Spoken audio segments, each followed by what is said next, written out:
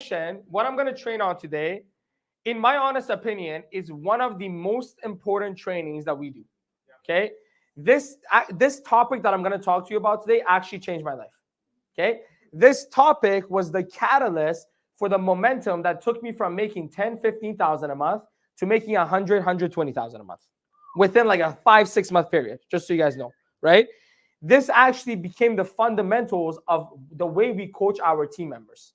So this is extremely important. And what I want you guys to do is to listen to this, not just so you can learn, but I want you to listen to it in a way that you can teach other people. I've said this before, I want to say it again. The only way you're going to gain value from these trainings is if you take some of the stuff that you learn. You're not going to take everything because it's not really possible to take 100% of everything, but you need to take at least a few things from the training and either take action on it so you can benefit from the results, or teach someone else in a way that they're going to take action on it so they can get benefits from it. Does that make sense? Yeah. So whenever you learn something, you have to either learn it in a way that you're going to apply so you can get the benefits in your life, or you can teach someone else so they can get the benefits from it.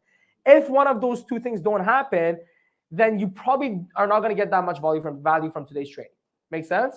Now, for those of you that are in person or even on Zoom, you get a camaraderie here, you get some energy, you're a part of a team. That's also valuable. But if you want to gain value from the lesson, those are the two things that need to happen. Yesterday, I was in the Super Tuesday training. By the way, great job to all the speakers from our team. Basso, Moji Roman, phenomenal job. Amazing speeches from all of you, and congratulations on your recognition. I was sitting in the boardroom, I'm watching it, and there was another individual sitting in that boardroom. There was a few of us, but one of the individuals was on their phone the whole time. Now, they weren't on my team. If they were, they either quit or they get off their phone, right? But they weren't on my team, which is lucky to them. Thankfully, whoever their leader is, they'll be proud. But that person was on their phone the whole time at the training. And you know what I was thinking to myself? I'm like, why are you even here? Like, was your couch not comfortable enough to text from there? You had to come to like a boardroom, take someone else, right? Because now maybe they came because they wanted to make someone else happy. Maybe that's why they're there. But at the end of the day, do you really think that person took anything away from that training? Literally the whole time, and like every cell in my body was like, say something, do something, throw something. But I'm like, but I kept reminding myself, we're going to talk about self-talk today, but I kept remembering, I've changed. I'm better than this. I'm better, move on, let it go, let it go, let it go. It was a meditation for me, that whole experience, right? But my thing is that if you're going to spend an hour and a half of your life, and you guys are all doing that, you're spending time away from your family right now, from your friends. It's beautiful weather right now in Vancouver. You could be doing a lot of things. You're choosing to be here. And that's why I know you deserve to win. So give yourself a round of applause, first of all, especially for those on Zoom. But second of all, I want you to be selfish. I want you to come here and get something out of it. I want you to walk away from this with an added value and benefit to your life. Is that okay? Yeah. Awesome. So here's what we're going to talk about today. We're going to talk about how to coach yourself and lead yourself. That's the topic of today's training. The reason I say this is the most important topic, or one of the most important topics that we have, is because the number one thing that makes business ownership significantly more difficult than being an employee is that as an employee, you have someone else that bosses you. You have someone else that keeps you accountable. As an entrepreneur, who keeps you accountable? You do. The only person that is going to keep you accountable, that is going to make sure you pay attention to today's training, that is going to make sure you get the most of it, that is going to make sure that you do the right things is you. And the better you are as a boss to yourself, the better you're as a leader to yourself, the better your business will be. And guess what? The better your life will be. Is that fair? So today's session, we're going to train you on how we've learned to lead ourselves, on how we've learned to boss ourselves in a way to create such a profitable business where I'm thankfully earning over 7 figures. And many people here are close to earning 7 figures, if not high 6 figures. Is that okay? Yes. Awesome. So what is the most important factor to success? What would you guys say is the most important factor to success? Behavior. The most important factor to success is behavior. Meaning if I want to get a healthy body, I have to behave like a healthy person. I got to go to the gym. I got to eat healthy, right? This is not a kumbaya type of group where we're going to tell you to sit on a couch and imagine a six-pack and then it comes. Okay? There's a movie called The Secret on Netflix. They make a lot of money from, selling people lies. You go watch that if you want. But the truth is, in order for you to succeed in any area, you have to behave like the person that succeeds in that area. If you're in business, you have to do the business activities that result in profit. If you're going to be a fitness coach or you're going to be a bodybuilder, you need to behave in a way that a healthy fitness coach or bodybuilder would behave. Yes or no? Now the question becomes, how come so many of us know what we need to do? How come so many of us want to do more with our life, but we don't behave in the way we should? Is it any secret what you need to do to become healthier? No. There's so much information. You can literally go on ChatGPT right now and go, how do I become healthier? And they'll give you a phenomenal workout plan and diet plan. Yes or no? Yes. You could go on Google. You could go on YouTube. The information is literally every day, everywhere. So then how come there's still so many people that want to be healthier that are not? That's a good question, isn't it? Yeah. That was the question for me, because in our business, we have so many amazing people that come into our organization, smart people, talented people, hardworking people, all like you guys, right? But so many of them, even though they have all those great qualities, still seem to avoid doing the things that they need to do in order to have the life that they want to have. So then the question is, well, what keeps people from behaving the way they need to, or what makes people behave in the way that they need to? It's their feelings.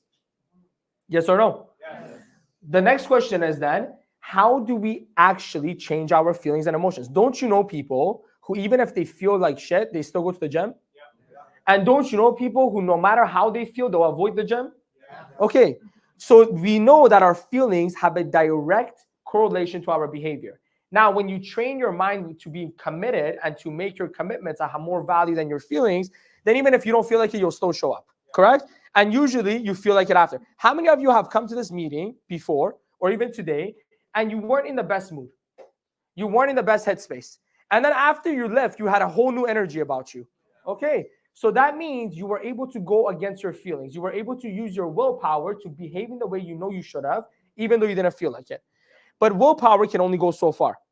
So wouldn't it be better for us to learn how to change our feelings in order to benefit us? 100%. So what dictates our feelings? It's our attitudes. What is attitudes? Our attitude is our perspective on life, the way we see things. If your attitude about these meetings, about these trainings, is that this will benefit my life, this will make me better, this will give me the energy that I need, this will give me the information that I need to become more successful, are you more likely to feel positive emotions about coming to these meetings or negative ones? Positive. If you feel positive emotions about coming to these meetings, wouldn't you show up all the time? Yes. You see? By the way, let me use the fitness example again. You know people who are so into fitness that they could have the worst migraine, they could have the worst situation going on, but they still find a way to go to the gym. Yes or no? Yes. Okay, because that person's attitude or perspective towards fitness is so positive. They've probably had many experiences where they've had headaches before and they still went to the gym and they felt better after. Yes or no? Yes. They had many days where they were tired, they didn't feel like waking up to go to the gym, but they woke up and went and they felt great after. Yes. So their perspective is going to the gym is a good thing, so their emotions and feelings about it is good as well. Correct? Okay. Well, where do our attitudes and perspectives come from? It comes from our beliefs. It comes from our beliefs, meaning everything that I just mentioned to you was beliefs, yes or no? Yeah. You believe that it's going to benefit you. You believe you're going to feel better. It's all beliefs.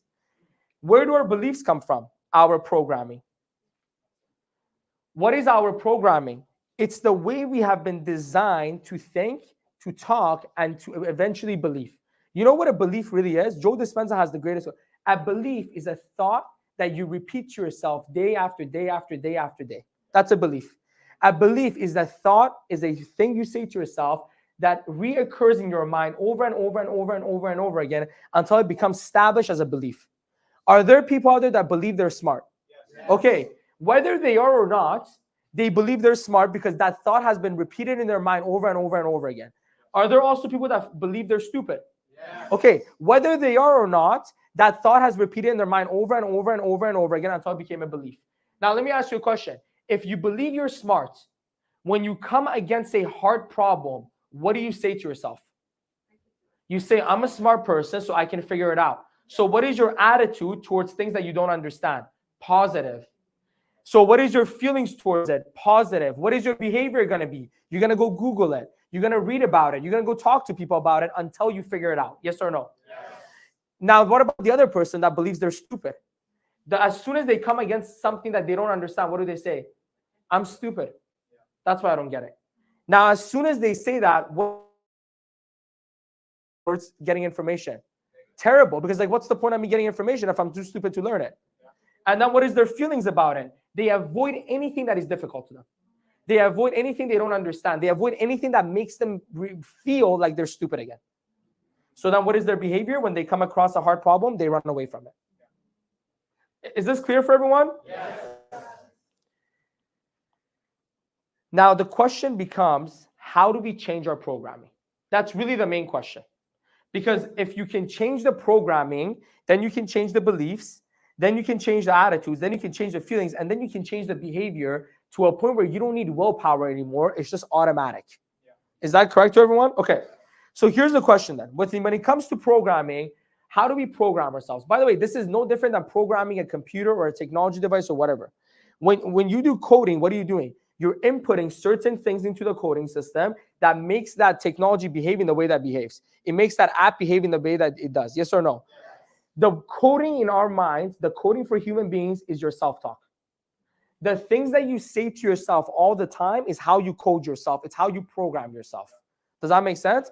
But then there's things that actually influence your self-talk. I was watching a video today, and there was this psychologist talking, and she said that babies talk to themselves all the time. Babies, as in like anyone from age 2 years old to like 5 years old, let's say, okay? They talk to themselves all the time when they're playing. And she goes, the reason they do that is because they take the dialogue of the adults around them and the things that they hear, and they start teaching themselves.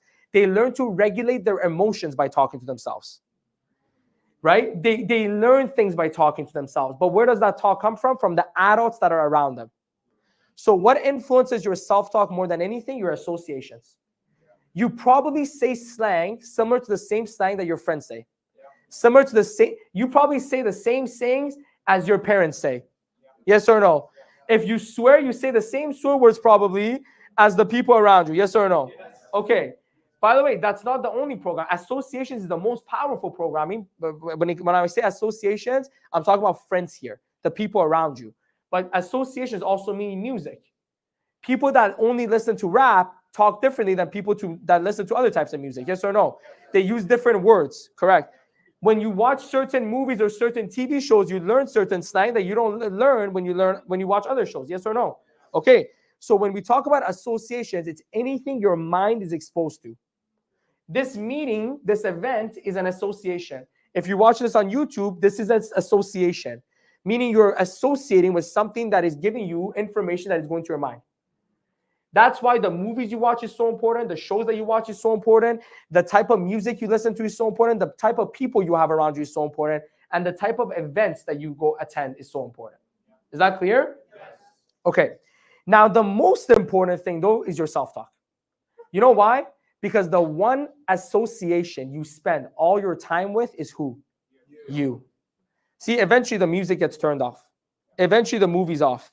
Eventually the friend leaves. Eventually your parents, go sleep if you live with them or whatever. Eventually you're left with the one person that you can never get away from, which is who? So you learning how to change the way you talk to yourself will have the biggest influence. There are studies that say that we even talk to ourselves while we're sleeping. By the way, what happens in a dream sometimes? Don't we have dialogue in a dream? Yeah. Who's involved in that dialogue? I mean, there's only one person dreaming there. This is why this topic is so important. Because once I understood how to actually program myself, once I understood how to code myself to benefit me, my life changed forever. And I became hyper aware, not only of my own self-talk, but of the self-talk of the people around me. If you're ever on a phone call with me, what happens when you say try?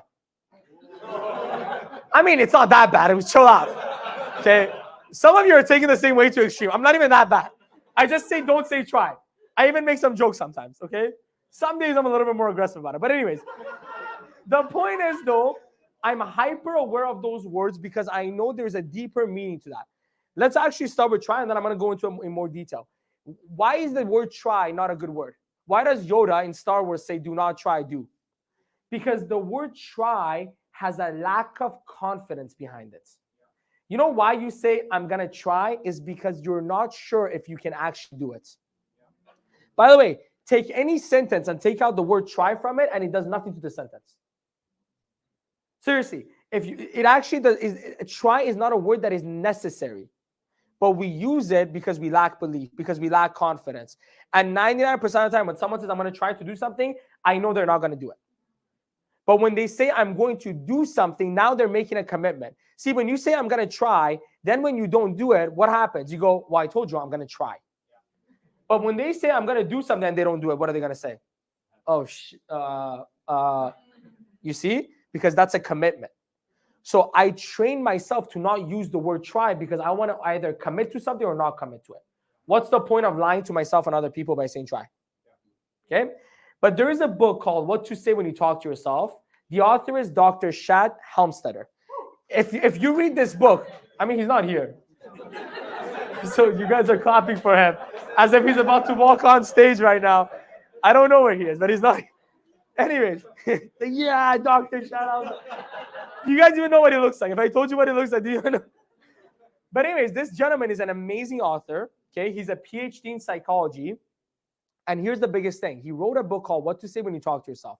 If you read this book 5 times, it's not enough. This book is one of those books you got to listen to or read every 90 days. Does that make sense? But in that book, he breaks down how to code yourself and how to program yourself. And he says there is 4 different levels of self-talk.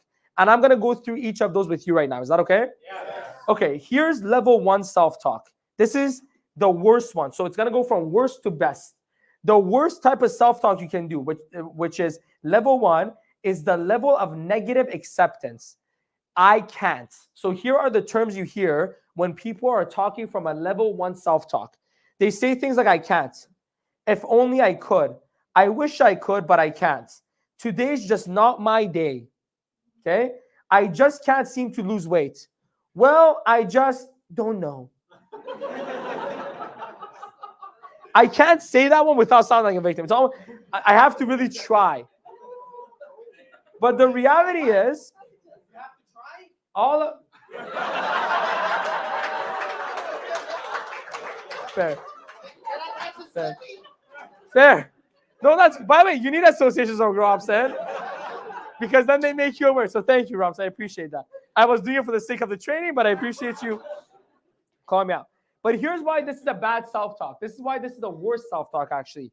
Because it programs you to hesitate, to doubt yourself and keep you from persisting or trying new things, to have low confidence, to stay in your comfort zone, or to be negative.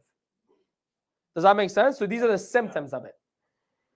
What is level 2? Level 2 self-talk is a little bit better than level 1, but it's still bad.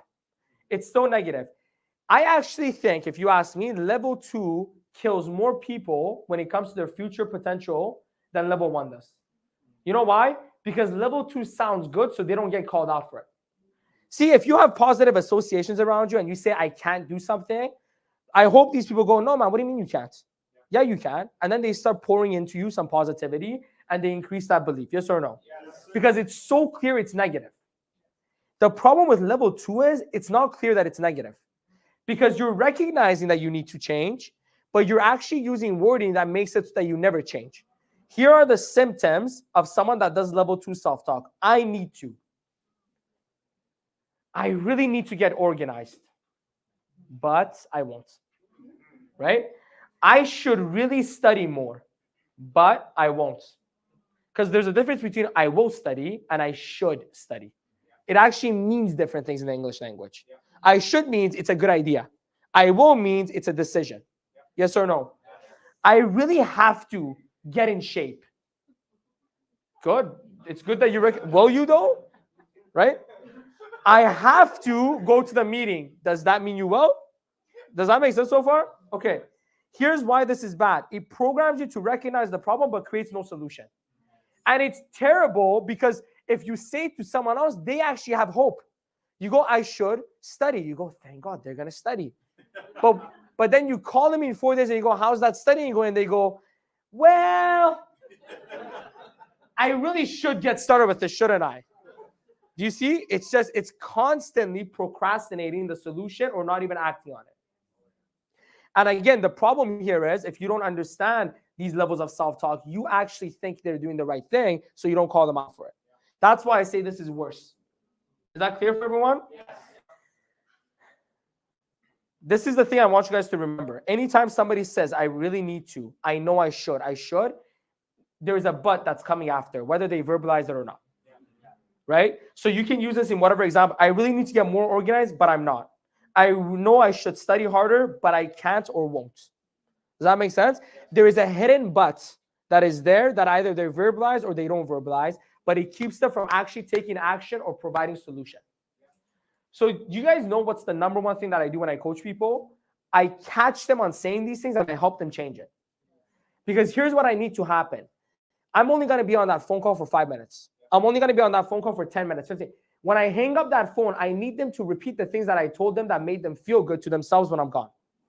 Is that fair? When you come on these trainings, when you watch a YouTube video on personal development, or you listen to Ed Milet or Patrick Bet-David or Joe Dispenza or whoever else that you look up to and you learn from, what you should really be taking away from the video is the things that they're saying that you're going to repeat to yourself. Does that make sense? When you feel afraid, that's the one where you go, I should be grateful. What is it that I'm grateful for? And then you start going off the list. What's the point of listening to Ed Milet talk about gratitude list and being grateful if you're not going to remind it to yourself when you need it the most? Is that clear? When we do our trainings on how to not quit, and I tell you guys, I say in order to not quit, you need to remember that it's going to take time. You need to remember the bamboo tree story. You need to remember the butterfly story. When we talk about that, do you repeat it to yourself on those days you're down and you feel like quitting? Because if you don't, there was no point in you attending that training. The whole point of that training was in those hard days, in the tough ones, you sit there and go, you know what? I remember Nima said that story about the bamboo tree. I'm like the bamboo tree. My roots are growing. It's just not showing yet. And then you take a deep breath and you keep going. Is that clear? You need to learn to be a better coach to yourself. And I'm going to go over the ways you're going to program yourself in a second. And I'm going to go over the list. And I'm going to talk about how to do it the most effectively. But I just want you guys to remember that because it's so important. Okay, let's talk about level 3 self-talk. Now, this one is the first positive level of self-talk. These next two that I'm going to talk about, level 3 and level 4, are the ones that you need to make a habit of. These are the ways you need to start talking to yourself. Anytime you catch yourself doing level 1 or level 2, you need to change it. If you catch yourself going, I should study, you should go, no, I will study. If you catch yourself saying, I really have to invite more people, you go, no, I'm going to invite more people. Does that make sense? Okay, so here's level 3, the level of decision to change. In this one, here is the symptoms. I never or I no longer. So here's you're saying things like this. I will never be negative towards myself again. I will no longer tolerate people being negative around me. Does that make sense? Yes. I will no longer procrastinate on the habits and activities that will get me to my dreams. Yes. So this level, the reason it's positive is because you're making a decision. One of the best examples that I saw in the book, What to Say When You Talk to Yourself, is this one. Shad Helmstetter is talking about how people use this to quit smoking. Okay? And here's what he says. He goes, when you light a cigarette, you say out loud, I never smoke. When you light a cigarette, you're lighting it and you're like, I never smoke, like a crazy person, okay? He's like, the first thing that will happen is that if you say those words in front of someone else, while you are lighting your cigarette, your friends are going to think you're a little strange. I use the word crazy. He's nicer. He's a strange, okay? But you continue to say the words both to yourself and out loud. So imagine somebody smoking and they're going, what? I no longer smoke while they're doing it. Do you guys see how that's crazy, right? And for a while, you continue to smoke, just as you have become conditioned to smoking. But you also continue to give yourself new self-talk at the same time. This is called programming. What do you do with, again, technology? You code it, yes? You got to keep putting in the code for it to work according to it, yes or no? Yes. When you're doing this, you're coding yourself. I never smoke. I no longer smoke, etc. In not too long a time, what will happen? One day you will be lighting a cigarette and saying, I never smoke. And your subconscious mind is going to say, then what are you doing with that little white thing in your hand? And one end of it is on fire. You have been giving new programming to your subconscious, telling yourself that you no longer need to smoke. And your subconscious mind will automatically react by making sure that you no longer smoke. That's what you have started telling it to do. By the way, can I ask you a question? If you talk to someone who's a smoker, okay, what is it that they tell you when you ask them, are you a smoker? They go, yes, I am. I'm a smoker. So their identity is a smoker, yes or no? When you talk to someone who's not a smoker and you ask them if they're a smoker, what do they say? Do they say what brand? Do you smoke? Yeah, what brand? No, they go, I'm not a smoker. By the way, some people will say with a lot of passion and pride, I am not a smoker. Right? Because they're proud of not being a smoker. Yes or no? By the way, that smoker might even say with a little bit of embarrassment, yeah, I smoke. You know, they're kind of ashamed of it sometimes. But that's programming. See, the person who doesn't smoke, yes, in reality, they don't smoke, but it's also not even a part of their identity. If you offer them a smoke, they'll be insulted by it. Make sense? But the smoker identifies as a smoker. So if you say something negative about smoking, they'll actually get offended by it. Is that fair? So when you program yourself to say, I no longer am a smoker, you begin to feel the pride that the non-smoker feels. You begin to feel good about it. So then when you're smoking, you go, but I'm not a smoker. And that's why eventually you put down the cigarette. We had a team member. I did this training. We do this training maybe every 3 to 4 months because it's so important. And 3 or 4 months ago when we did the training, I think last time we did this was February. One of our team members came up to me after. He said, hey, last time we did that training, I was an avid vape smoker. He was smoking vapes all the time. And he's like, I started doing this while I smoked vape. He's like, I started going, I never smoke. I said, okay, and then what happened? He goes, well, one day I left my house and I forgot my vape. Every time in the past, even if I had already driven 40 minutes past my house, I would have gone back and grabbed it. That's what he was telling me. So he was committed vape smoker. He's like, I will spend gas money. I'll do whatever it takes to get my vape. But he's like, this time when I forgot my vape, I never went back to get it. And I didn't feel bad about it. I actually felt good. And he's like, now I've stopped smoking vapes altogether. And you know what I told him? I said, when you become an MD and do your MD speech, you're going to come and talk about that story. But that's the power of programming yourself. That's the power of changing that programming within. Is that clear with everyone? Yeah. Okay. Let's go to level 4. This level is the best one. This is the highest level when it comes to self-talk. If you can train yourself to always talk in this way, it will change your life faster than you can imagine. And here's the level 4 self-talk. It's the I am. You know why this is so powerful? Because you are now identifying as the person you want to be. When you ask someone if they're healthy, what do they say if they are? Yes, I am healthy. If they're not healthy, what do they say? I'm not healthy. See, every quality that we have or don't have, we are identified with. Is that clear to everyone? Okay. So when you start programming yourself with the term I am, you're programming your mind to create a new identity, even if you don't have it yet. So here are some examples. I am a winner. I am organized and in control of my life. I have determination, drive, and self-belief. Now, some of you are sitting here and go, well, Nima, isn't this just lying to yourself? Well, let's talk about that. It's a good question. Okay? Let's say somebody says, I'm a hard worker. Okay? Has everyone in their life at some point worked hard? At some point. Yes or no? Yeah. See, when someone says, I'm not a hard worker, they're talking about the behavior that they can remember. But hasn't there been a time in their life where they needed to work hard and they worked hard, even if it was for 2 hours? Hasn't there always been someone, even if they feel like they're a loser, that they've won at least one time at something? Everyone has at least one rock, paper, and scissors. If you haven't, line up here after the training. You can beat me in rock, paper, and scissors so we can call you a winner. Don't do that, actually. That's a joke. Please don't do the rock. I don't have enough time to do rock, paper, scissors, everyone. But the point is, everyone has won at something, even if it's the stupidest thing. Yes or no? Yes. Has there ever been a time in your life where you acted with discipline? Maybe you had to get a project done for school. Maybe you had to get something done for work. Maybe you promised someone something you really didn't want to disappoint. And for that moment of time, you were disciplined. Have you ever said something that people laughed? Whether they laughed at you or not is irrelevant here. But have you ever said something that made other people laugh? So then to me, you're a funny person. Just because you're not having that result consistently doesn't mean it's not inside of you. Is everything okay, Kiara? I just came here. Oh, I see. Okay, you were like, what's going on? I'm like, what happened? I don't know. But do you guys understand what I'm trying to say? When you say I am a winner, you are identifying that part of you that has won before. When you say I am hardworking, you are identifying that part of you that has worked hard before. If you're doing this in a way to compare to other people, you're missing the whole point. Does everyone here have a walking speed, a jogging speed, and a sprinting speed? Yes or no? Okay. We all have those 3 different speeds, yes? Just because you can sprint doesn't mean you can sprint as fast as Usain Bolt. So wouldn't it be crazy if you go, well, I'm not a sprinter because you're comparing yourself to Usain Bolt? You are a sprinter because you can sprint. By the way, there's a fourth level of speed that you guys are forgetting. There's walking, there's jogging, and there's sprinting. But there's also sprinting with a lion chasing you, which is a whole different pace. I'm telling you right now, I promise you, I don't care how fast you think you are or how fast you think you're not. If I put a hungry lion behind you, you will break records for your records, not you say, but you will break your records. Yes or no?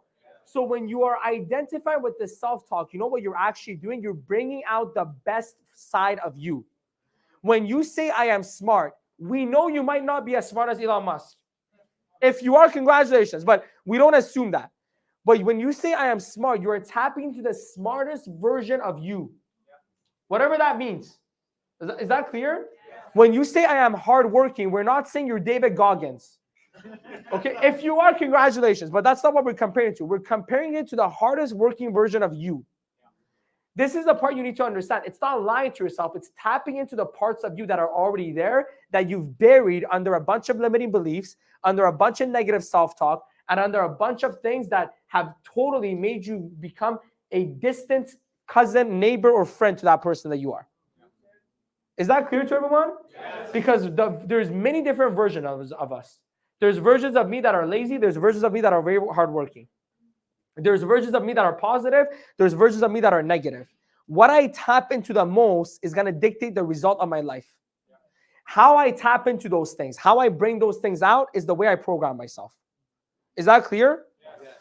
Isn't it true that there's been times in my life that I've had a commitment, but I let my feelings get in the way of it? Of course it's true. But I program myself to believe that I'm someone who will act according to my commitments no matter how I feel.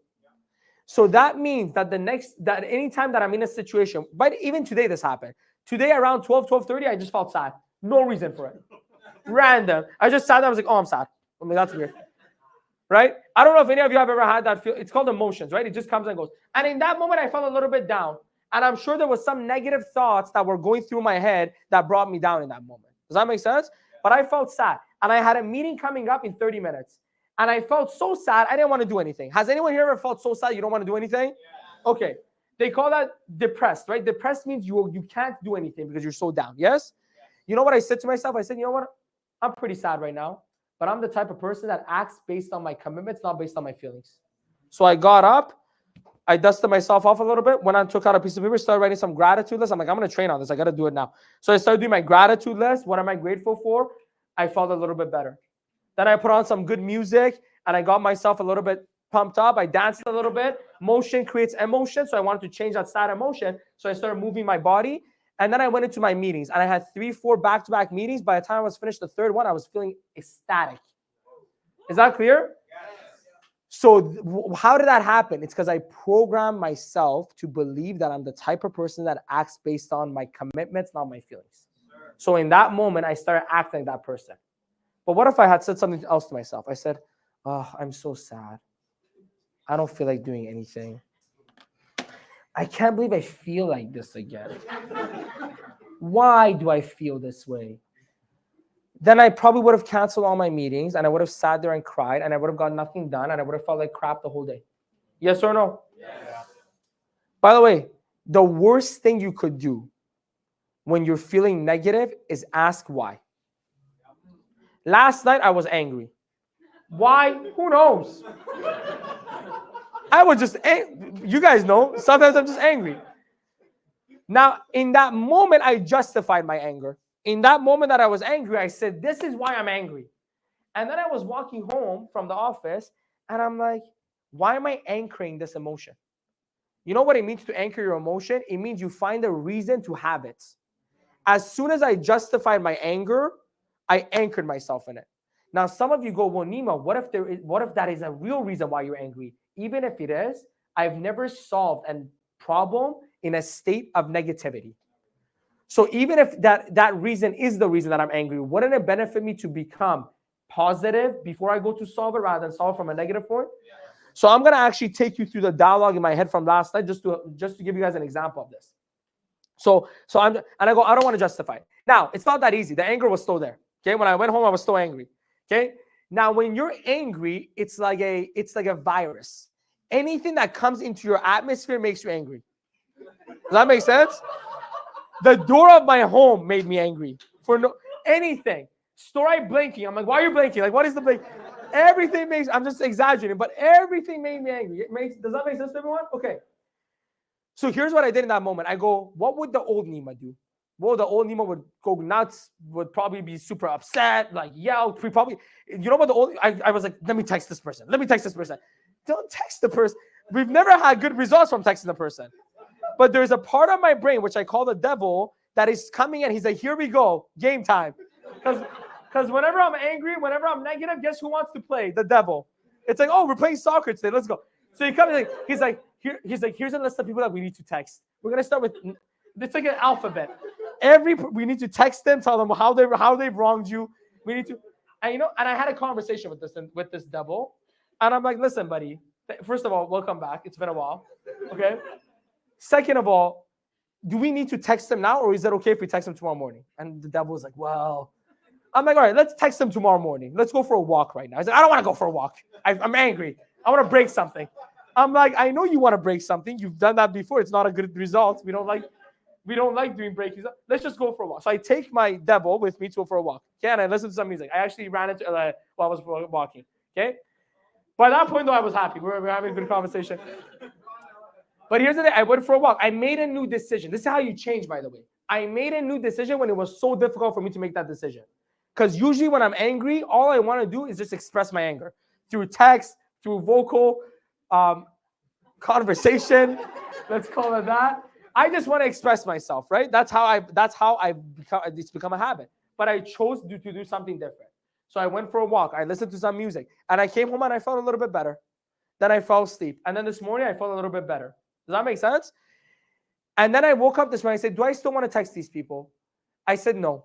Then when I was feeling sad, I'm like, now I want to text these people. Because by the way, when you feel really angry, the other side of anger is sadness. This is called the crazy eights of emotion. And the reason you have these emotions is because they help you meet your significant needs. So when you're angry, you feel certain about life. You're like, I'm certain I'm right? And when you're lacking certainty and you get anxiety, you get angry to get certainty back. Does that make sense? Your emotions are actually designed to fill your human needs. Sadness gives you variety. So all of a sudden, the sadness came, and I believe it's because of the anger that I was feeling the night before. So then the thoughts came again. Let me text. You know what I said? I said, you know what? I'm going to put in my notes. I'm not going to text them. I'm going to put in my notes. So I wrote, by the way, my notes are filled with a lot of angry stuff. If you break into my phone, don't go in my notes. There's some bad words there and bad things that have been written. But I wrote it out, and then I put my phone. I said, if I'm still feeling like sending this message, I'll send it in a few hours. And then a few hours pass, I don't want to send the message anymore. Isn't it crazy that my emotions don't lead me to the right places all the time? Yes. See? But the reason I could do that is because my self-talk is I'm a person that changes. I am a person that constantly changes. I am a person that learns to make new decisions. I am a person that is always evolving. So in that moment that is so hard to change, I act like the person that changes. And then change happens. Is that clear for everyone? Yes. But you know what other people say? That's just who I am. That's just me. And they anchor themselves in that identity, and that's why they don't change, and that's why they don't get new results. By the way, if I sent those text messages, do you think I would have created some drama? Probably. Do you think I would have created some negative feelings in the people around me that I care about? Probably. So am I not going to get new results now that I've made this new decision? 100%. 100%. Is that clear for everyone, though? Yes. So what I just showed you is how I'm programming myself all the time. One thing you can ask people that know me, right? Whether it's my team members, Lana, Stora, anyone that works with me very closely. Here's the one thing that they can tell you. They can tell you a lot of things, but there's one thing that they can't say, that Nima doesn't change. Because I change all the time. And I change rapidly. Yes or no? Yes. And the reason I change is because I believe that I'm the type of person that always changes, because that's who gets the results that I want. In order for me to change my results, I only need to do one thing, change myself. And I know if I keep doing that, eventually what I want will come to me. Is this clear for everyone? Does that make sense? Okay. So now I want to talk to you guys about how you actually go about changing your belief system and changing your identity. Roman touched on this last time when he was speaking. Your identity is everything. Yes or no? Yes. If you shift your identity, you shift your life and you shift your results. If you become a healthy person acting like a healthy person becomes easy. Actually, it's hard to do the things that unhealthy people do. If you're someone who identifies as healthy, how do you feel when you eat unhealthy food? Like crap. You feel guilty. Yes or no? I believe I'm a hardworking person. I believe that I'm a disciplined person. So when I don't work hard, I feel guilty. But there was a time where I wasn't a hard worker, where I was acting like a lazy person, and I didn't mind wasting time. Is that clear? So your identity shapes everything, and your identity is exactly your beliefs and attitudes. In order to change your identity, though, you need to change your programming. Is it okay if we talk about how you program yourself for the better? Yes. Okay, so let's talk about that. Here are some habits for programming. These are the things that I want you to act on after this training, that I want you to act on 2 days from now when the energy of tonight goes away and you're in that negative state. Because you know when change matters? When you need it the most. You know when you need to take action on the things you learn about not procrastinating? When you're procrastinating. Is that clear? You know when I need to practice anger management? When I'm angry. So last night I practiced anger management. Going for a walk is part of anger management. Listening to music, writing letters that you're not sending to anyone is part of anger management. Yes or no? But if I practice that when I feel good, it's a waste of time. When should I practice gratitude? When I'm fearful. When I'm feeling anxious, stressed, or fearful, that's when I got to practice my gratitude list. Anyone can do a gratitude list when the day's sunny and you feel wonderful. I'm grateful for everything. That's easy. Do it when shit hits the fan and it seems like everything in your life is going upside down. That's when a gratitude list is needed. Is that clear to everyone? Yes. So here are the habits. The first one is people you associate with. I want you guys to all do this exercise. I want you to rate the 5 to 10 people you associate with the most. By the way, if you go, I don't associate with that many people. Lucky you. Seriously. It's better. Look, for me, it's better to not take poison than to take it. I don't know if you agree with me. So I rather have no friends than have bad friends. Does that make sense? So if you're someone who's like, I just don't have that many friends, you're in a good spot because you can make new ones and better ones. But here's what I want you to do. Write down the names of the people you associate with the most. I don't care if it's 1 person, 2 people, 3 people, 5 people, or 10 people. But write their names down.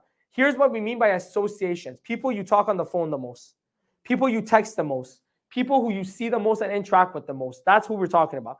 Please write this down. I'm looking around the room so you can just pretend if you don't want me to pick on you.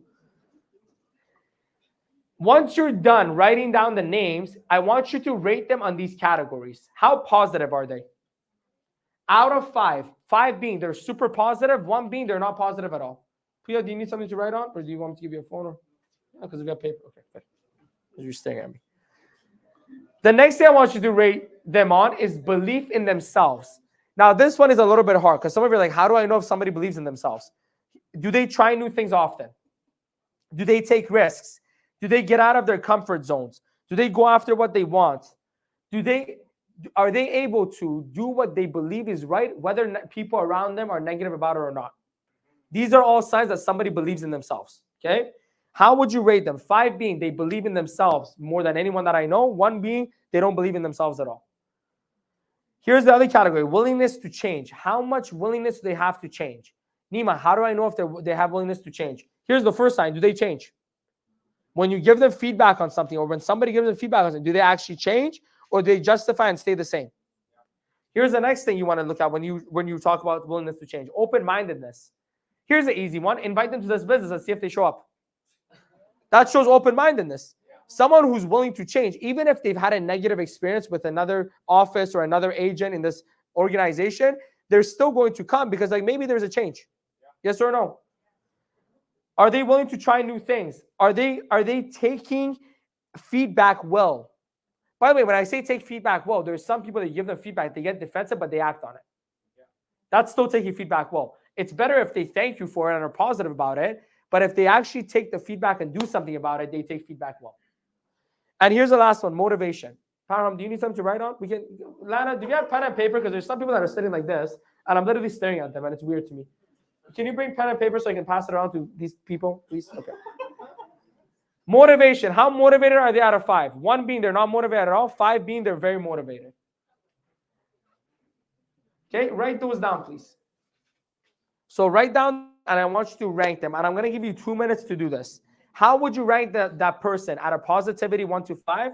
How would you rank them in belief in themselves? How would you rank them in willingness to change? How would you rank them in their motivation? Okay. Here's why this is important. If you're not aware of who you're associating with, you don't know if you need to change it or not. Because all of us get comfortable. We get comfortable around the same people. We get comfortable with hanging out with that friend who's always available, which is not a great sign, is it? Right? And guess what? Because we filled that space, we can't actually create new relationships. While you guys are doing the exercise, I'm going to share something. Yeah, Jonathan, what is it? How motivated are they? How motivated are they? And that's an easy one to tell, right? How motivated are they? How motivated are they to improve the areas of their life that they know they need to improve? If anyone needs paper, Lana was kind enough to get it. There's pens as well. You could even take the pens with you, I think, right? So it's better if you give it back, but thank you, Lana. I appreciate it. Give Lana a round of applause.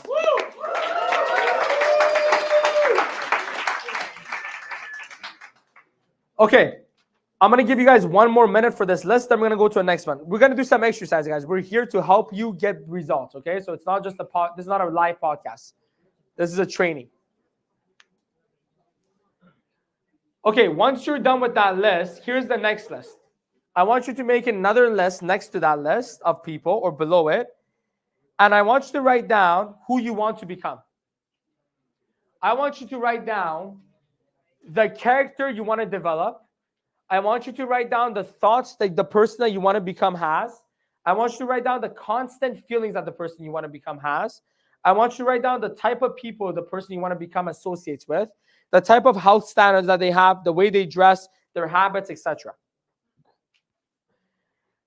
By the way, I'm going to explain to you guys why we're doing this in a second, but I want you guys to. So the first part of it is you're ranking and rating the people you're associated with currently.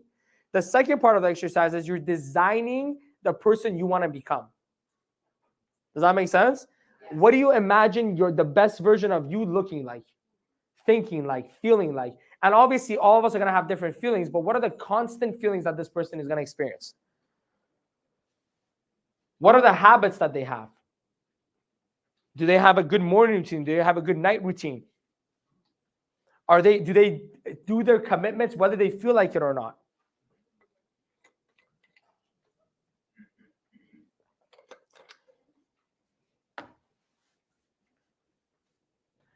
I'm going to give you guys 2 more minutes for that list as well. So the first list is people you associate with. You're rating them out of 5 on positivity, belief in themselves, willingness to change, and motivation. The second list is your ideal person, meaning the best version of you. Who do you want to become? What are the characteristics that you have? Are you an honest person? Are you a moral person? Are you a confident person? Whatever you consider a characteristic.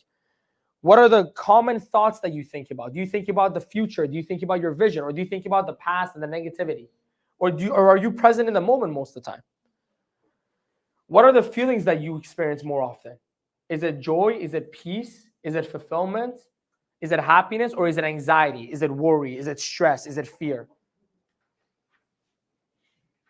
Who do you associate with? Bunch of bums or people that are actually doing something?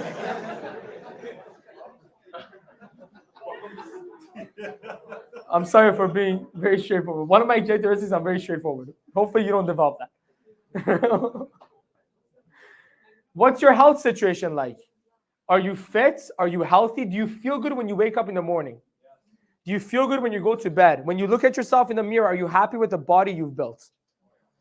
What kind of fashion do you have? Do you dress sharp? Do you dress well? It can be casual, it can be business, it doesn't matter, but is it well put together? What kind of habits do you have? What are the habits that you have on a day-to-day basis? Write those down. So here's what we just did. What we just did was first, we created awareness for who you are hanging around currently. If the people you're around are all 5 out of 5s, respect. You're probably a 5 out of 5 on all these categories. If the people are, because here's the thing, you become the average of the 5 people you associate with the most. So the average numbers that you scored is probably close to where you're at. If you ranked all these people 3 out of 5, 3 out of 5, you're probably a 3 out of 5 on all these categories. Make sense? Okay. If you did 5 out of 5, you're probably 5 out of 5 on these categories. By the way, when you look at this list, you got to look at it and go, you know, these 2 people have a lot of 1s and 2s. I need to stop associating with them. I need to hang out with them less. Yes, Roman. What about in a situation where many people like your family, like you live with your family, or like your spouse? Okay. So Roman's question was, what if the people you're ranking low are a spouse, husband, wife, girlfriend, boyfriend, or a parent, mom, dad, brother, sister? Okay. Good question. That's a really good question. So here's the thing. If it's your parents and you live with them, move out. Or move to a part of the house where they can't access you often. I'm not joking. I'm not joking. I'm telling you, you will not save the people you love by drowning with them. I'm telling you, if you have siblings or family members, parents, whoever that. By the way, what do you expect? Do you think like your parents went through personal? Do you think Tony Robbins trained your parents? Like, guys, like our parents did their best. Our parents did. By the way, most of our parents, because a lot of us are immigrants, came from countries where the situation was not that great. Like they did their best. Don't think that like our parents had like Tony Robbins seminars and like they went on YouTube and watched Ed Milet. Like that wasn't happening back in the day, guys. Do you understand? So one, love them and forgive them and accept them, and then be an example for them. We're not saying hate these people, but you can't help them by drowning with them. You think that when someone is super negative around you, it's going to help you by being around them and being negative with them. But if you can distance yourself a little bit, maybe instead of spending every day with them, you spend twice a week with them. And then in the other 5 days, you're pouring yourself with positivity. You're pouring yourself with belief. And then you start getting better results in your life. You know what that person will do? They go, he or she was just like me, and they chose to do these things to change. Maybe I should do it too. Does that make sense? So the reality is that you can save the people around you by inspiring them, but not by drowning with them. Does that make sense? So whether it's close family members or whatever, you got to spend less time with them. Now you go, what if it's my girlfriend or boyfriend? If you can break up with them, that's the best idea. I'm not joking. Oh, because no, actually, let's talk about it. Because I'm not here to protect anyone's feelings or lie to anyone. When you choose to be with someone, that's your partner in life. You wake up with that person, you go to bed with that person. You're building a life you're raising kids with that person, maybe. Okay, if you decide to have kids, I don't know, right? But I'm just making a point. It's your partner. I remember when I was in school, no one wanted to be my partner for projects because I didn't do shit. I had bad grades. Okay, I was playing soccer and they knew it. So I was like going around and I'm looking for the smart people. And I was a little bit charismatic. So I made friends with them. I'm like, no, come on, we'll have a good time. I'll watch you do it. Right? But if it's okay. I mean, there's a few names that I still thank to this day for helping me pass high school. God bless them. Anyways, right? But here's the reality of it. So many people are so diligent on picking the right business partner, on picking the right partner for your school project. Shouldn't you be diligent on picking a partner for your life? So here's the thing. I understand breakups are difficult, but if you realize that the person that you're with is not going to be going to the same places as you, it's called an elastic band, ladies and gentlemen. That means as you're growing and they're not, you're going to go farther and farther away. And one day this band is going to rip and tear apart. And fixing that tear with 4 kids is a lot more difficult than going through a breakup after a 4-month relationship. Right? And by the way, I listened. I was listening to a psychologist, though, guys. Listen, I was listening to a psychologist on YouTube, and here's what he said. He said that most people get divorced for problems they found in a relationship within the first 6 months. Most people get divorced for the same problems they identified in the first 6 months. But you know what they said? They'll get better. They'll get better. And some people do. Not everyone does. But it's a comfort zone thing, right? You're comfortable with that person. So that's my advice there. If you're married to them, go to counseling, try to get on the same page. But it's true. You should work on it because a marriage is a commitment. Once you're in, you're in. You're committed, right? I'm not someone who's a fan of everyone getting divorced every 5 minutes, okay? Okay? But here's the thing. Now with that person, you may have to drag them a little bit until they come on the same vision. But that's where counseling comes in, marriage counseling, whatever. That's where you got to bring them in. That's the number one person you got to sell to every day. Whatever your vision is, you got to sell them harder than anyone else. Because if they buy in, you're gonna start flying. If they don't buy in, You're going to fly and there's going to be someone shooting you down with an RPG. I'm telling you. Okay? So that's my honest advice to that. Because nothing will influence your life more than the people you constantly associate with. Right? And again, I believe in people. I believe in people changing. So love the people you're around, care about them, have empathy for them, because a lot of them have gone through things just like every one of us have. But you can't change people. You can only inspire them to change. That's it. So don't get in this, I'm going to change this person program. That's a terrible program. It's not profitable and it's very painful. Get on the program of, do you want to change? If so, show me. Let's go. Show me that you want to change. Does that make sense? A good example. Roman and Izzy are a great example for me because they're very different type of people, right? But Izzy is extremely coachable. She's ambitious. So when Roman asks her to improve in an area, I don't agree with this, but she's riding motorcycles. I want to go and break those motorcycles and do them, but they enjoy this, and I think it's not a good idea, but they love it. Roman sent me a video. He's like, watch this. And there's this guy on a motorcycle. He's like, I'm okay with dying. I'm like, why are you sending me this? This is not selling me on supporting you. I'm like, he's like, no, but this is the mentality. I'm like, don't have this mentality. Like, this is, like, delete this mentality. Be afraid. Be scared, you know? But the point is, though, she wants to grow. She wants to change. So Roman leads the way, and she's going to go on. And in a relationship, maybe the wife leads the way and the husband follows. I don't know. It doesn't matter. The point is, though, somebody's got to take charge, and the other person has to be willing to come out on the ride. Yeah. Right? But you can't. But the worst thing is to get on a bike with 2 seats, and one person keeps putting the foot down. Like, dude, we're trying to ride. Like, can you just put your foot up? So... But that's what a marriage or relationship is like when people are not on the same page, right? And there's a lot of like stops and stuff. It's not good. So get on the same page or the bike's not moving. That's the key here. Anyways, I'm not asking you to take relationship advice from me, by the way. I'm not here to preach. I'm here as a financial professional entrepreneur. But you ask me the question and I deliver answers, whether they're good or not. It doesn't really matter.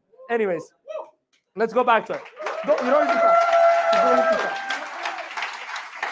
You don't need to talk. Okay, here's the next one, guys. People you associate with. So we talked about that.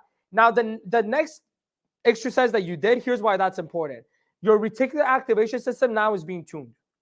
So all those things you wrote down, the characteristics, what you want to have, now you're going to look for people who have those same qualities.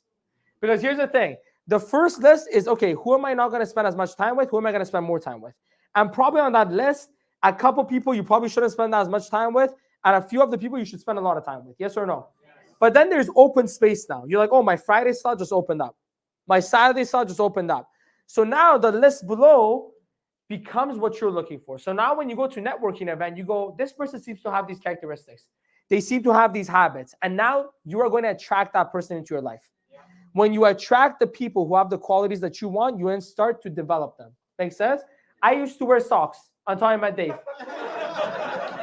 Just like many of you, I felt weird when I first saw the no sock thing. I was in a jean. I was in another jacket. I thought I was a cool kid. It was the first meeting I had with Dave. And he came out, nice tight suit, no sock. And I looked at him like, interesting. I'm like, if it makes $1 million, I'll do it. So then I went home and the first thing I did was threw my socks out. I'm like, I guess it's over for you. And it was sad because I like some of those socks, but it had to happen. But the reality is you become who you associate with. Yes or no? Yes. If you look at a group of friends, they have the same type of facial hair. They have the same type of hairstyle. It's not an accident. Are we good so far? Look at Khan and his brother. That's a great example. Okay, here's the next thing when it comes to programming yourself. Let's go through it. Attend all meetings and events. Okay? When you come to a meeting like this, or to a Vegas convention, or to a Vista convention, you know what the power of it is? The energy in the room. Human beings make decisions emotionally, and they justify them logically. When you come in an environment where the energy levels are high, where the emotional state is high, in that emotional state, you make life-changing decisions. Yes. You know what Tony Robbins does at his events?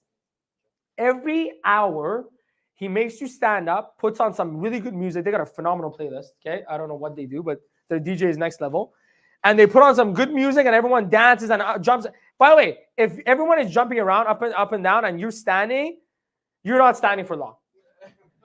Like, if you're trying to go there to be cool, somebody's gonna like hit you in the back pretty hard. And by the way, you'll feel embarrassed because you see all these happy people, and you're the only one standing. It's kind of weird. Makes sense? By the way, these people that go to these Tony Robbins events pay $12,000 per ticket. Me and Story went to that last event, $12,000 per ticket. So if you're thinking, oh, these are just some kumbaya crazy people, these are rich people. Because who else is going to pay $12,000 per ticket? Some people take their team members. They go, oh, I'm going to take 10. Does that make sense? So these are people that make good money. They're sophisticated. They're educated. And they jump up and down like crazy people. Like, yeah. Right? Like there was literally an 85-year-old like doctor next to me. She's like, yeah. I'm like, hope you don't get a heart attack, but yeah. Because I was worried. Because I'm like, your heart rate must be going up. And right? But she was pumped out of her mind. And they did this thing where like you compete against, like they have this thing where you compete against the person next to you, like whose energy is higher. And I was competing against him. Like, I'm competitive, but I'm very concerned because like I'm like, you win, because I don't want you to. Right?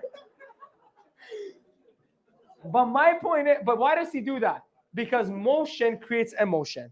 And when your energy levels are up, when your emotion is high, you make those big decisions that change your life forever. You know when I really got a control over my anger? After that event. Because I made a decision, I'm no longer going to tolerate an angry reaction that is inappropriate. And ever since that day, I've never had a reaction like that again. Does that make sense? I used to throw PS5 controllers everywhere. There was broken PlayStations around my home in the past. And I'm like, I don't want to deal with that anymore. I'm better than this. FIFA doesn't need to have that power over me. So, but ever since then, does that make sense though? So why these events are so important is because the emotions are around. I'm not going to make you jump up and down and dance. We don't have enough space. If we did, I swear to God, we would. But we don't have enough space. But here's the reality of it. Even just sitting here, you feel the emotion. When you hear Basso laugh, like you can't not be happy. If you came here depressed and you hear Basso and Robson laugh, you walk away the happiest person in the world.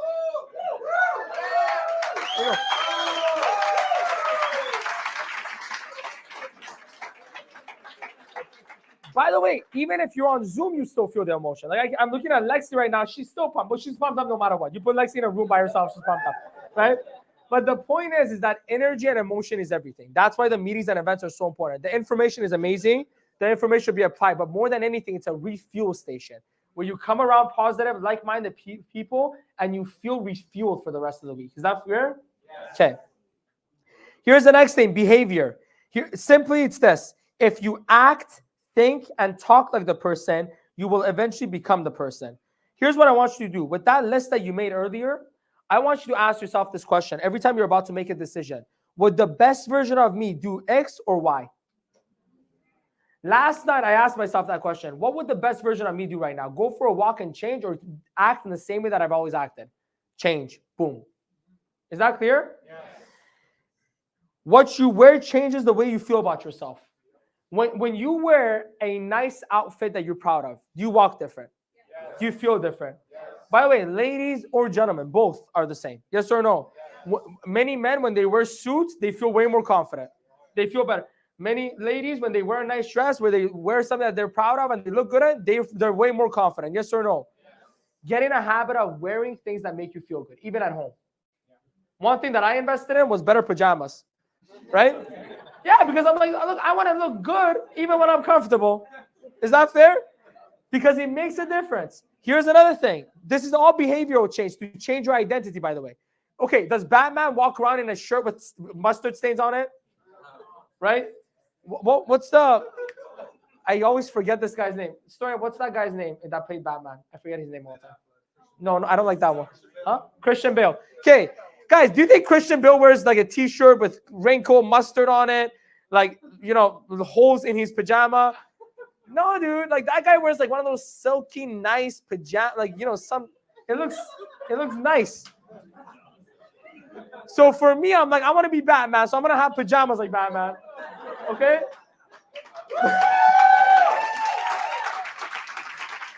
I don't know why you're clapping, but thank you. I appreciate it. But you understand? But by the way, just so you know, it doesn't even need to be expensive. Some of you are like, well, that's expensive. Go on Amazon. There's some really nice stuff, and it's not that expensive. It might not last that long, but it's not expensive.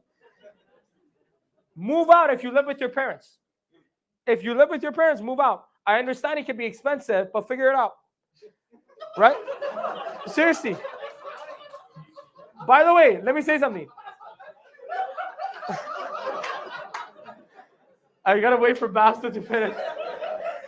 The laugh track breaks sometimes, and we don't know how to. But here's the thing. Don't you meet a lot of people that are immigrants, that are international students? They pay crazy monies for their schooling. They can only work 20 hours a week, but they still find a way to live here by themselves. So there's no excuse. Whether it means you have to get a few roommates, but I'm telling you, when you live on your own, there's a different feeling than when you live with your parents.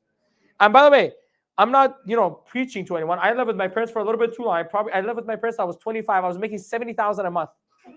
Okay, literally, I kid you not. December I made 70. January I made 70. My dad came. He's like, "Why are you here?" He's like, "You've been making over six figures for over a year, and now you're making six figures a month. Don't you think it's embarrassing? Get out of my house." And I'm like, "Good point." Like, I'll look for a place now. But the point is, like, I got comfortable because I get it. It's comfortable living at home. Your mom cooks really good food. My mom's an amazing cook, so it's one of her. Give her a round of applause. Good job. But here's the thing. That comfort is killing your identity. That comfort is killing your identity. It's hard to say, I'm going to make X amount of money when you go upstairs right after to get some like food from your parents, right? So your identity changes when you make those decisions. Ranveer moved out to downtown, and he tells me, he's like, "Dude, I wish I had done this earlier." He feels different. He's more confident. Yes or no? And by the way, Ranveer's been making six figures for a while too. But now that he made that decision, boom, his life is changing. So trust me, these behaviors will change your identity. Again, think about it. If your goal is to make $20,000 a month and you live with your parents, how realistic is that? You're going to be the top 1% income earners and you can't move out of your basement. Come on. So you got to change the identity if you want to change the results. I'm telling you. Okay? Here's another thing. Choose the expensive choice. Again, I'm not saying spend money that you don't have. But you know what I am saying? Invest into yourself and your future. Look, the difference between drinking coffee at the Fairmont, right, lounge, okay, in Vancouver versus Starbucks is not even $1. Okay? If you count the tip that you're going to give the server, maybe the difference is $1.30. But sitting in the Fairmont, having that coffee and looking around at that beautiful architecture with those people that are dressed up, it's way different than going to Starbucks and somebody's rushing, somebody's swearing, somebody's yelling. It's different. Does that make sense? And when you're in that environment, you meet different people. When you're in that environment, you feel different about yourself, right? If you're going to go out for dinner once a week, instead of going once a week, go once a month, but go somewhere really nice. Instead of going for dinner once a week to an average place, I'm not going to name any restaurants because I don't want to insult anyone. I don't know what an average is out there. But whatever you deem average, instead of that, save all that money up. Go out once a month, but go out to that expensive restaurant and really enjoy the atmosphere and the experience. The way you get served is different. Does that make sense? It's better to save up your money to buy something that has a better quality that's going to last 5 years than buy the low quality that's going to probably tear down in 3 months and you're going to have to get it later on. Does that make sense? But all of this, it's better to have one suit than 5 suits. But if that one suit looks really good on you, it fits you well. Is that clear with everyone? But these are the things that make that little bit of difference. Again, I'm not saying go and spend stupid money. I'm a good example of someone who saves a lot of money. Guys, I've been making $1 million a year for like 3-4 years now, and I don't even have a car. But I don't need the car. But when it matters, I spend. Does that make sense? Because here's the way I think. Let me tell you guys how I think. I go, my goal is to make $1 million a month, okay, in 3 years. Should I really be picky on whether I spend this extra $400 or not? Now, I'm talking about me, where I'm at with my finances. Don't compare me to you. $400 for someone else might be a lot. It was for me a long time ago, but now it's not. But when I'm thinking that way, it makes a difference. Does that make sense? I was talking to one of our teamers. I said, my resolution for my 30s, because I just became 30 on Friday. I said, my resolution, thank you. I survived, yes. I made it. But here's the thing. I'm like, my resolution is to spend way more money. Because I've been such a good saver, right? Especially in my 20s. I've saved a lot of money. I've been a great saver. I'm like, I want to spend more. So you know what I did for that 2 days from Friday to Sunday? I spent $30,000. Okay?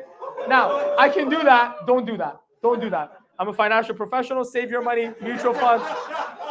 But for me, I'm like, dude, I'm like, I need to shift the identity, right? And I need to elevate. I need to elevate the way I think and the way I'm living, because if I don't, then my identity is not going to match it. Does that make sense? Again, be smart with it, but understand what I'm saying. If it's going to cost you $1 more, go to the Fairmont, right? It's worth it. If you're going to spend $80, $60 a month at a gym, spend 80, but go to a nicer gym with people that are going to spend a little bit more on their health. Does that make sense? These are the little things that I'm talking about. That's the behavior. Here's another one. Affirmation plus emotion. This is huge. Okay, this is self-talk, but this is one of the most important part. Everyone here should probably know what an affirmation is. An affirmation is a positive saying you say to yourself. But words alone have no power. But words with emotion have significant power. Make sense? So an affirmation is things you say to yourself with a lot of emotion. Here are some examples. All I need is within me now, and I have the courage to see it through. If you just say the words, it means nothing. But if you say the words and feel the courage, now it means everything. And by the way, you know what this is saying? If you really think about it, you're telling yourself that all the qualities you need are already within. We already talked about it. You already have work ethic within you. You have discipline within you. You already have all those things within. You just got to let it out. And when you say, I have the courage to see it through, that means you have the courage to let it out and to be the person you know you are. And if you say that saying with the emotions attached to it, it's powerful. You know what? You know how I do these? Like every day and in every way, I'm getting better and better. You know how I do these while I'm celebrating? Because if those are true, and it needs to be true in your mind for it to have an impact in your reality. If it's true, you need to celebrate it. If I say, I'm a winner, and I say it like this, I'm a winner. I'm a winner. I'm a freaking loser. I'm not a winner. Because I'm acting like a loser, but I'm talking the words winner. And you know why someone does that? Is because while they're saying I'm a winner, they say, no, I'm really a loser. And I get it. I'm gonna talk about this in a second. But the reality is, in that moment, you have to tap into the winner in you. And you have to celebrate it. You know what I used to do? I hadn't won anything for a very long time. But whenever I would say, I'm a winner, I'm a winner, I'm a winner, I would be imagining all the things I'm going to win. I would be imagining all the number one awards I was going to get, all the MVP awards. And it happened. But in that moment, I really went there and I felt it. And that's why that's the law of attraction. It's when you bring your emotions and your thoughts into one. But let me tell you something. You got to do a high level of repetition for any of this to work. You've been programming yourself with the programming you've been doing for years now. You think you're going to let it go away with just one time of affirmations? If you've been programming yourself with negative self-talk for years, you better believe it's going to take a high level of habit and repetition for you to get that new programming in.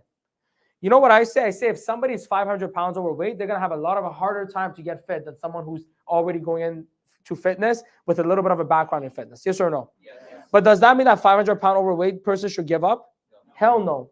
Yes, they need to work significantly harder. Yes, it's going to take longer. Yes, there's going to be a lot more doubts and negativity going through their mind as they're going through that process. But that person, once they lose the weight, becomes the biggest inspiration for every human being that ever came across them. Do you know how inspiring that is to go from that place to being healthy? That's way more inspiring than seeing someone with a six-pack to me. But the repetition has to be just as much as that. If they've been eating cheesecakes for freaking 30 years, then you better believe eating salad for 2 days is not going to make a difference. It's a repetition. Is that clear? Yes. So with all of this stuff, one time isn't enough. You got to do it over and over and over and over for maybe months or years, depending on how negative you are coming into it, until it changes. But let me tell you something. When it happens, it's worth it more than anything else you imagine. I'm a type of, I used to be so anxious. I used to have so much worry. I used to have so much paranoia. I went through depression when I was 14. I've gone through all this stuff too. I get it. Okay. But I'm telling you, coming on the other side of it, I can't even describe to you how good it feels. Because I'm telling you, I used to be anxious about every little thing. I used to worry about every little thing. And I was suffering. And you know what I said to myself one day? I said, I'm sick and tired of being sick and tired. I don't want to live like this anymore. And I said, I don't care what it's going to take. I'm going to change. And all these things that I'm telling you guys is what I did. You know what's another thing that I did? The one new invite videos that I post every morning, I post it in our group, the one new invite video. If you don't know what the one new invite group is, ask your upline or trainer. But I post a video. You know where that idea came from? I used to wake up every morning with anxiety. Every single morning. The first emotion that I experienced was anxiety. So the only thing that would get me going was I would put on an Ed My Life video. I would put on a Patrick Bet David video. I would put on a video that was positive. Whoever was, Earl Nightingale, Jim Rohn, Brian Tracy, And that positivity would fuel me so I could go and do what I needed to do that day. And then the next morning, I would repeat it all over again. Does that make sense? Yes. But I would pour the positivity in. One of the examples that I give you is this. If you put a clean cup of water on a table, what's going to happen after a few weeks? There's going to be dirt in it. If you can't pour the water out, how do you get the dirt out? The only way is to put it under clean water until there's only clean water in there. That's our brains. If you let it be left to what the media does out there to us, to what the world does to us, we're going to become negative. And if you don't wash it, I love brainwashing. I'm a brainwashing expert. You want your brainwash? If I could, one day I'll have a brainwash, like car wash type of thing. Bring your brain here. I'm going to wash it for you. I love brainwash because our brains need washing. It's too dirty. There's too much negativity. There's too much negative thoughts. There's too much distrust. There's too much paranoia. There's too much anxiety. Make sense? I would wash my brain every morning when I watched the one in my video. As soon as I would get in my car, it wouldn't be music playing, it would be an audiobook. Because I needed to wash my brain more than anyone else. Because it was that negative. And by doing that, slowly, you know what happened? The things that I heard became the things that I said. And when I started to talk like Tony Robbins, I started to attract other people that like that stuff. When I started to talk like Jim Rohn, I started to, does that make, so that's how you improve your associations. I'm the type of guy that I didn't have associations. I didn't have really any friends. My friends were audiobooks, YouTube videos. And then when I started to speak the language, people that wanted to hear that language and speak it came to me. Is that clear? Yes. Read your goals every morning and every night.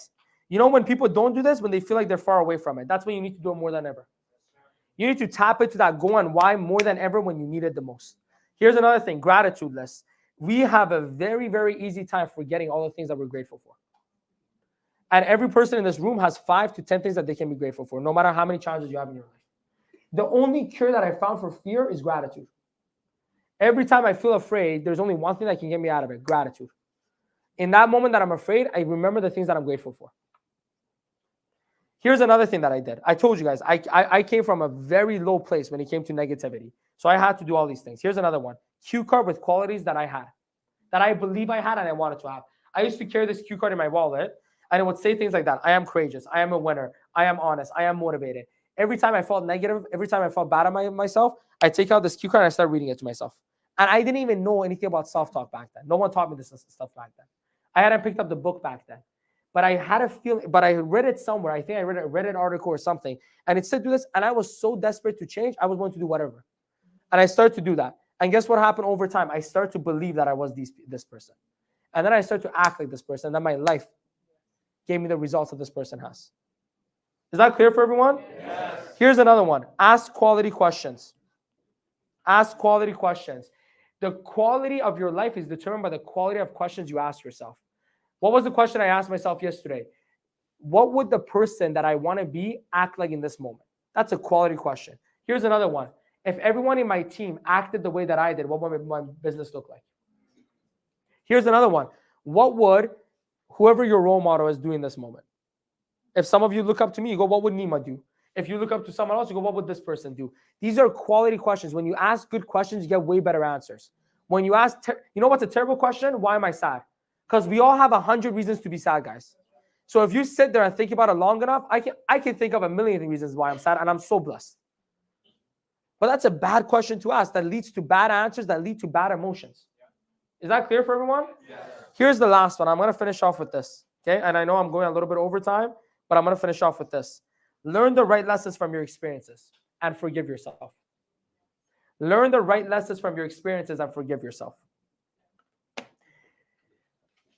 The lessons you learn and implement into your brain program you more than anything else.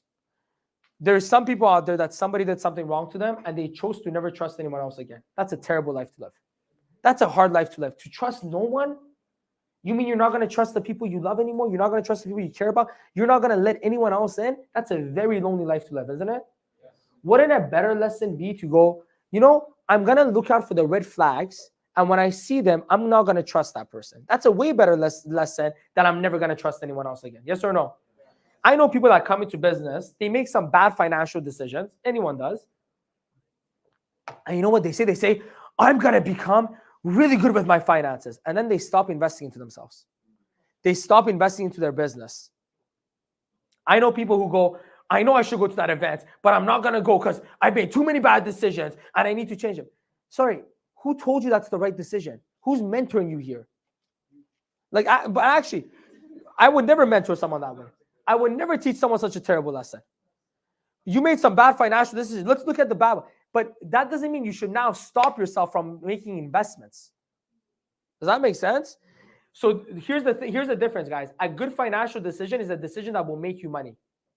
Roman and some of his team members went to an event with David Goggins, Ed Milet, all these guys speaking. I promise you, their production is going to be affected in the next 9 days because of that. It's going to go up 30 to 40% because there's a different energy you get. I know Ranveer invests in himself a lot. He goes to Grant Cardone conferences, things like that, even outside of conventions. Yes. Every time you come back, how do you feel? Way better. Different. That's an investment. I got a personal trainer recently. It's an investment because I'm investing into a better future, into a better me. And now, if I go spend money on something stupid, like a car that I don't need, okay, that's a liability. If I need the car, if I'm a realtor, now that's an investment. Does that make sense?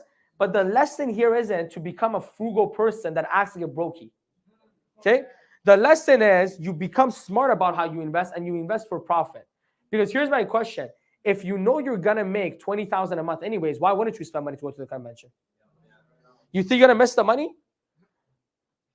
If you know if you are saying I want to make this much, then how the heck are you saying, well, yeah, I'm going to make that much, but I'm not going to buy a suit? How does that make sense? A suit in this business is an investment. Doesn't have to be an expensive one. Indochino, you can get a nice suit, custom size. Some of my best suits. Roman came to my office back in 2019, okay, when we first met. And he told me later, he's like, man, your suit was what got me. That suit was a suit that I bought from Simon's for $110, right? It was Boxing Day. That was my shit back in the day because I didn't have that much. So I would go Boxing Day was a place where I would go and do my thing. Okay, $110, nice blue suit, and then the tailor was like $25 to make it custom size. I'm like, dude, awesome, and I recruited Roman from that.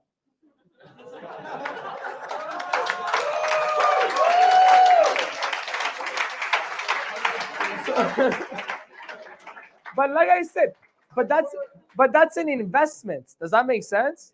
So learn the right lessons from the experiences, not the wrong one. If you fail in a business, the lesson isn't to never start a business again. The lesson is, what could I have done better? What could I have learned from that experience? So the next time I start a business, I'm more wise and better at it. Yeah. I know people, guys, that you say the word WFG, they'll run away like you just told them that ISIS is coming. Okay? And you ask these people, like, what happened to you? Because you imagine somebody must have done some horrible thing to them. And you know what they say? I went to a meeting, and it seems like one of those things. And you're like, what's one of those things? Like, I don't know. I just heard it somewhere. I was in WFG for 2 years, got my butt handed to me every single day, made like next to nothing in that 2 years in that burnout. And I walked back into this business with my own 2 feet. I texted, I'm like, recruit me again, I'm here. You know why? Because thank God that I had wisdom from God, it wasn't me, that was like, hey, try again, it's okay. Maybe better mentorship will make a difference. Maybe a better environment will make a difference. And that wisdom was what led me to come to this office and talk to Dave. Does that make sense? Because to me, my thought process was this. If I can learn something, if I can get out of my comfort zone again, I'm only going to be better for it. And when I came back in this business, I didn't even want to do it again. I just thought if I come around someone like Dave, I might get the virus of success. That was really my thought process. I'm like, maybe he'll sneeze on me and I'll like get money or something, right? And I came into it, I'm like, I'm going to do this on a part-time basis, make an extra $1,000 a month, buy a new car because the car that I was driving was not great, and I'll find a real business to go and do. But then they put up a leaderboards. I'm a competitive person, so I'm like, dude, I'm going to climb this leaderboard immediately. And then I started making $5,000, $7,000 a month part-time. After 6 months, went full-time, and the rest is history, ladies and gentlemen. But do you understand? The point is I learned the right lesson, not the wrong one. I could have very much been a jaded person. That doesn't work. But instead, I chose to go, what did I do wrong? Well, I didn't have the best mentorship. I wasn't so mature. There was a lot of things that I could have done better. And then I said, let me go and talk to someone because they might have better ideas. And I was open to those ideas because I was not willing to settle for a life that was not made for me. Is that clear for everyone? I hope you enjoyed today's session. Thank you very much. Bye-bye.